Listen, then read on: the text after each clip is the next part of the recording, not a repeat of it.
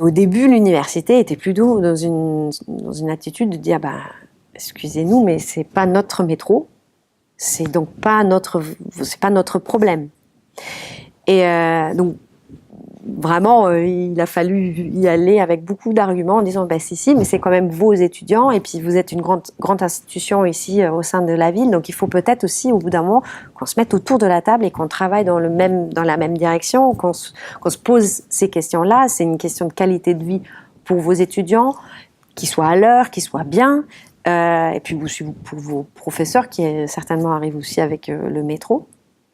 Et donc, au final, ils ont été d'accord. Ils ont dit, on expérimente. Allez, on expérimente sur un décalage d'1 quart d'heure. Et nous, ce qu'on a fait avec le bureau des temps derrière, et je crois que ça, c'était un point très important, c'est de compter pendant l'expérimentation, est-ce que ça a un vrai impact? Parce que partir sur le sentiment, oui, ça a l'air d'aller mieux, c'est pas suffisant pour apporter des arguments. Donc, le comptage a continué. Et on peut voir du coup, on a fait des courbes de fréquentation. C'est pour ça, nous, on appelle ça tout le temps hyper pointe, parce qu'on voyait sur la fréquentation, il y avait une pointe sur cette demi-heure-là, puis un énorme creux après. Et donc, on voit avec ce décalage d'1 quart d'heure, on a coupé l'hyperpointe et on a étalé le flux en fait dans le temps. C'est-à-dire on a rempli un peu derrière aussi ce trou.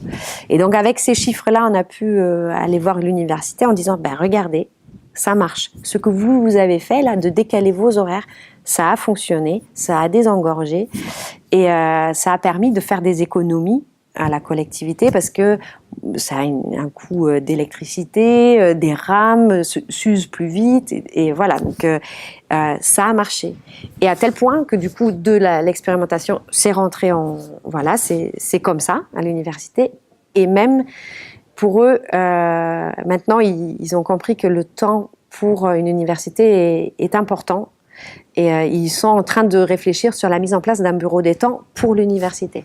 En fait, pour traiter toutes les questions qui sont liées au campus, aux étudiants, la pause méridienne, la saisonnalité et tout ça, pour réfléchir sur ces problématiques-là.